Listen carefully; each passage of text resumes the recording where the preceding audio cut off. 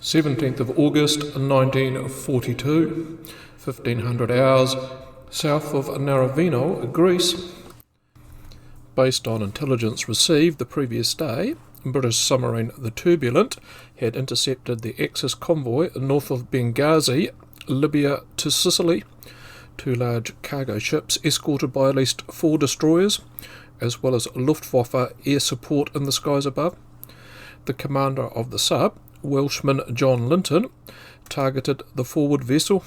He knew his attack would need to be quick and deadly, stealth and silence being their key defences. So far, luck had been on their side. They had survived some 8 hunts by surface vessels and over 150 depth charges. The Turbulent fired a spread of 3 torpedoes towards the leagued cargo ship and waited.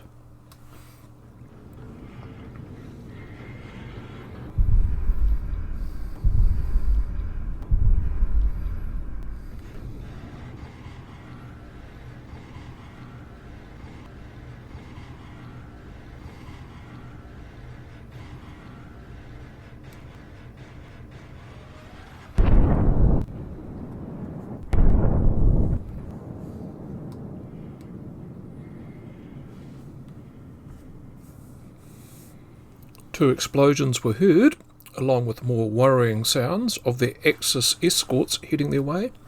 It was time to scoot. What the British submariners weren't aware of was their third torpedo had struck its intended target. It may not have exploded. That torpedo had still managed to jam the vessel's steering.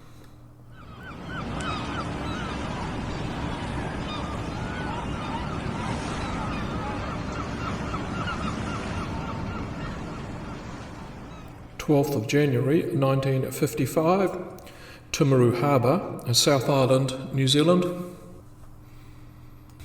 A sombre war ceremony was taking place on board a New Zealand shipping company chartered vessel. Some of the VIPs in attendance were survivors from a friendly fire event in World War II. By far the majority were those paying their respects to a loved one who had perished. 117 New Zealand soldiers had died. Just 58 survived, all prisoners of war. This ceremony was made even more poignant. The vessel they were on was the Italian cargo ship Nino Bixio, the very vessel struck by the Turbulent's torpedoes back on the 17th of August 1942.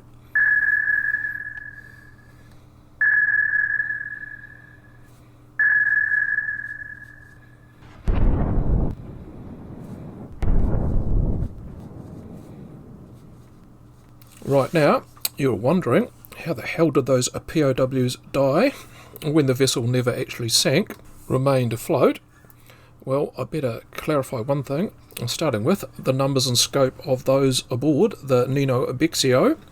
For the record, it wasn't just captured New Zealanders heading for internment in Italy that drowned. Out of the approximate 3,200 on board, 336 were lost, including Australians, English, Indians, South Africans, Free French, and even the Italian sailors. Most of those were lost in the initial attack, trapped below. Then the chaotic every man for himself aftermath. Panicked passengers and crew, thinking the ship was going down, took their chances by jumping overboard. At first, after the 3 strikes, the crippled Nino Bixio looked for all matter doomed. It was taking on water, and then it defied the odds. Her bulkheads held. The POWs that made it to the deck and stayed there, opted not to jump into the water, survived.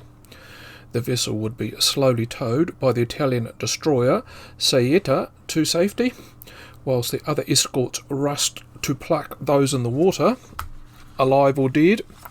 One assorted group miraculously survived 15 days adrift, including fending off sharks. In a cruel twist of fate, survival that day could be decided by one's surname. Prisoners with surnames A to L were loaded on the untouched cargo vessel Sestriere. M to Z weren't so lucky. They were packed below on the Nino Bixio.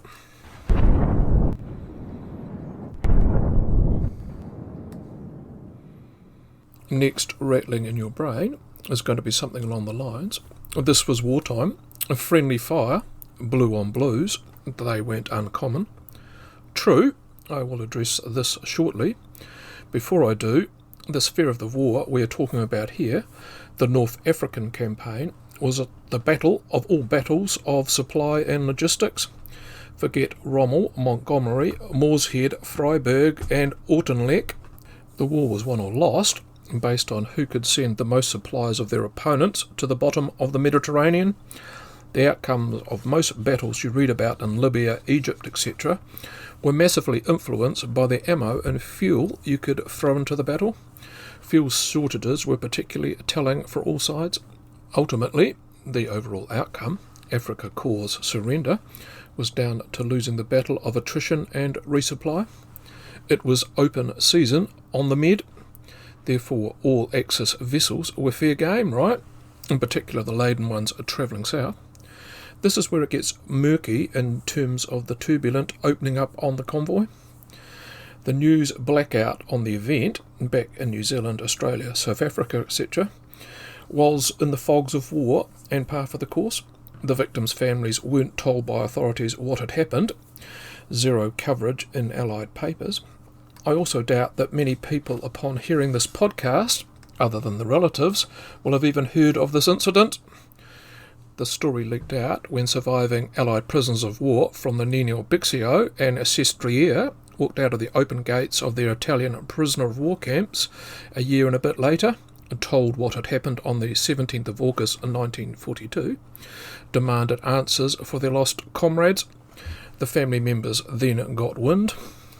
Before we do a cross-examination, let's listen to a New Zealand survivor, Ray Yates, tell his story to the old New Zealand Broadcasting Corporation. This interview is from the mid-1960s. The captured troops from the New Zealand 2nd Division were part of the British 8th Army in North Africa. Thanks to Radio New Zealand preserving this and allowing us to hear his story. But on August the 17th, 1942, she was torpedoed and presumed sunk in the Mediterranean by a British submarine. And as a result, more than 120 New Zealanders of the 2nd Division, who were being carried below decks as prisoners of war, lost their lives. Most of the victims were men captured on July the 22nd in the Almeria action. Now here is Ray Yates of Tauranga, who was one of the involuntary guests aboard the Nino Bixio. Well, we were held prisoner of war in up in the desert at Benghazi, and there were two ships that went over at the time, and we were all issued with a card, a red one and a blue one, and each card represented a certain ship. And we got on the ship on the night of the 16th of August 1942, and it was all about up in 100 in the shade at the time, midsummer in the Mediterranean. And we ended up on the ship, and we were there all night, sweltering, and we were packed in that tight. There was about 500 packed on these two holes, top and bottom, and we were packed in that tight that I remember myself all night, all I did was sit down on my haunches, stand up, sit down, stand up, sit down. And the next morning I shifted from where I was round to where the rest of the boys were from the platoon, as I was sort of on my own there. Actually, when we first got on the boat, I ended up on top of the deck trying to keep out of the hold. I had a funny feeling to keep out of it. And anyhow, the Italians chased us back down again. They started out putting me in the bottom hold, but I got back up into the top. Well, they were going to take us over to Bari in Italy. But at that particular time, the Italians were getting very worried because the Allies were sinking two-thirds of the shipping going back to Italy. And instead of going back in a direct line, they zigzagged. It took about 3 days, actually. And how far from port were you when the torpedo struck? Well, I should imagine we were about halfway, because we were struck. We were told at 3:30 that there was a submarine in the offing, and everybody got a bit worried. We kept thinking, well, what happens if we're going to get torpedoed? It's not a sort of very nice thought when you're locked up and with the lids on, with the hatch top covers on. And anyhow, we got hit about 5 to 4. I had a premonition before it happened, as a matter of fact. You hear people say, oh, I don't believe in these premonitions and so forth, but I had one. And it makes you think, because I was just sitting there and all of a sudden everything went cold. It seemed to go cold around me, and I felt black wings beating around. I knew it was death. but above me there was a white light shining, and I thought, well, there's death all around me, but it's not going to hurt me. And you know how you hear people say, oh, somebody's walked on my grave, and I thought, oh, what a hell of a thought, you know. And anyhow, 5 minutes later, we heard a bang, and we found out afterwards that one torpedo hit the engine room, killed about 8 Italians, and the other one hit us in the forward hold. And out of the 500 men, when we tallied up later on, only 148 got off. There was about 250 on each level, and there was only about 6 came out of the bottom level. And out of most of them were on the top half, and I was the only one that got thrown up onto the deck up about 40 feet. And I remember being in the air, and I had a feeling I was up in the air, but I couldn't see anything. I was in a grey cloud, and all I kept thinking is which arm, which leg. And the next minute I got a hang of a bang on the head. I landed, sort of went up straight. I was sitting with my hands clutched around my knees, and I sort of went up straight and then turned sort of right and banged up onto the bulwark, whatever they call it. And I skinned all my arm and the side of my head and my knee, and gave me back a jerk, which I'm now paying for. I've just gone on a pension for it, actually. And when I got to my feet, I couldn't make out where I was. You know, I looked around and looked over the side down to the hold, and there's all the water churning up and chaps coming up to the top and swimming around, and the steel bridges were just twisted up like bits of wire sticking up into the air. How were you rescued? Well, we were on there for 3 days, and eventually we should never have been hit in the first place, really, because we were supposed to be flying a white flag, which we didn't, and we weren't supposed to have an escort warship, which we did have. And naturally, when they see a ship like that, they must think there's something on it, because they just happen to have it. And anyhow, we were there for 3 days. The other Italian ship never got touched at all. They just lit out with their eyes and flat out. Well, we never saw an Italian from 5 to 4 till 10 o'clock next morning. So what happened was that after we got all the wounded up from down below, there's 4 other jokers with me, we went round and picked up the gear that we could and to put some dry clothing on them or cover them up. But unfortunately, the Indians in the next hold, they ran amok, and they practically ran down half the ship until the Autos locked themselves at the other end, and they threw all the medical supplies, clothing, blankets and greatcoats and everything overboard. And I've never sort of felt very kind towards them since, because if they'd left things as they were, we could have got a lot more stuff and helped a lot of those wounded chaps that would have perhaps been still here today. And who came to pick you up in the end? Well, we had some boat came out and brought a German officer, and of course at that particular time there wasn't much love between the Italians and the Germans, and he took over the ship, and he said that as soon as they could get a boat to come out, they'd tow us in, and in the meantime they got all these Indians to go back down the hold and fumigate. It's not a very nice smell. The smell of a dead animal is entirely different to the smell of a human being. It sort of sticks with you, you know. And anyhow, we got towed into Navarina in Greece about 3 days later. Yates is right in saying the Italians and Germans drew attention to themselves.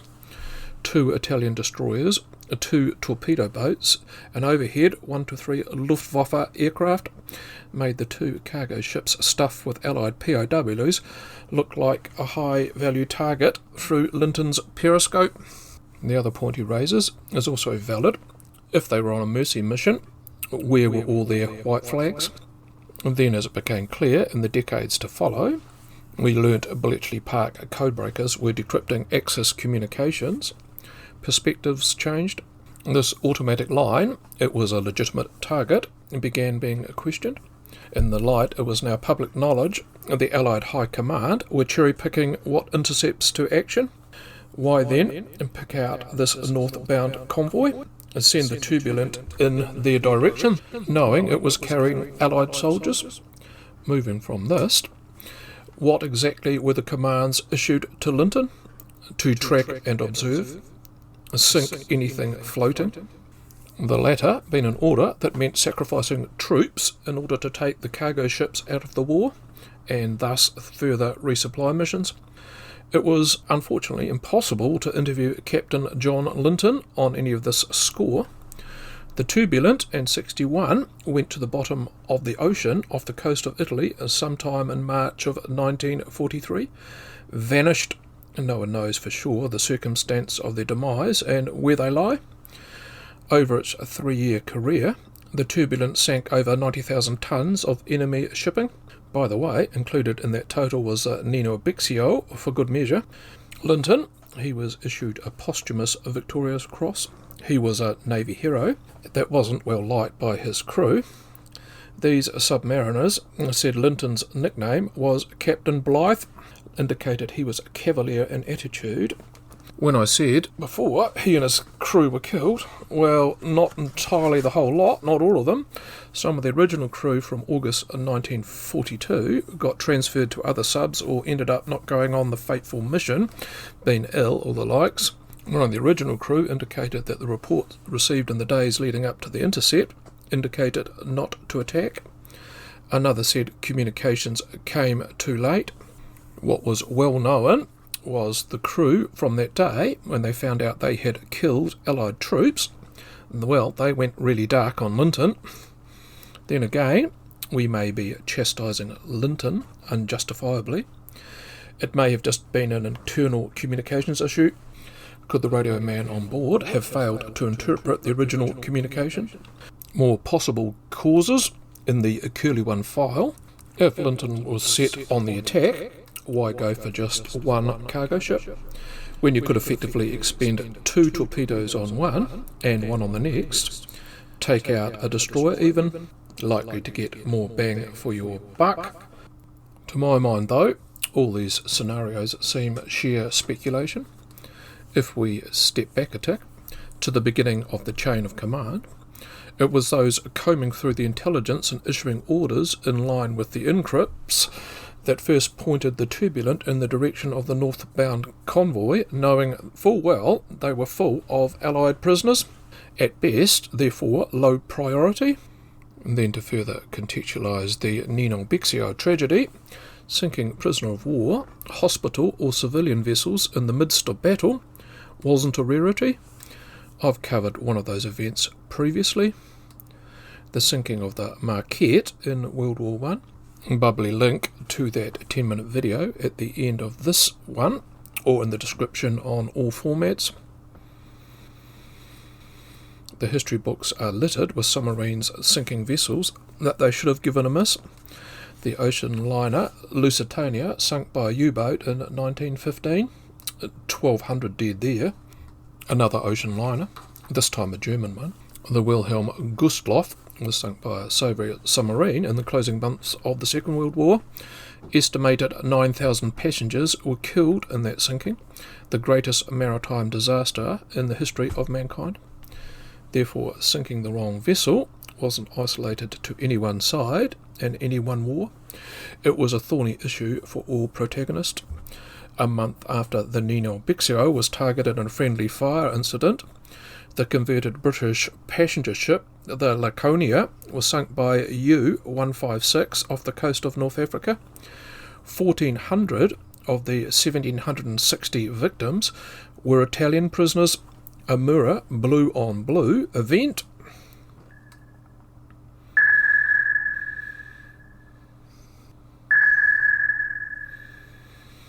I hope you do enjoy my efforts to bring this story to a greater audience. Make sure it's not forgotten. I am sure there will be relatives from around the globe who will have a grandfather involved. This is just a Kiwi spin on a global story after all. We'd love to hear from you and your family story in the comments.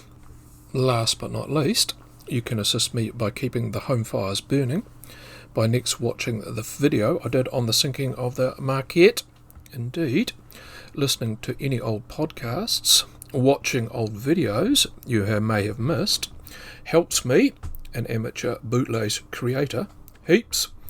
Give till it hurts. Spot you next time on Weird NZ. Bye for now.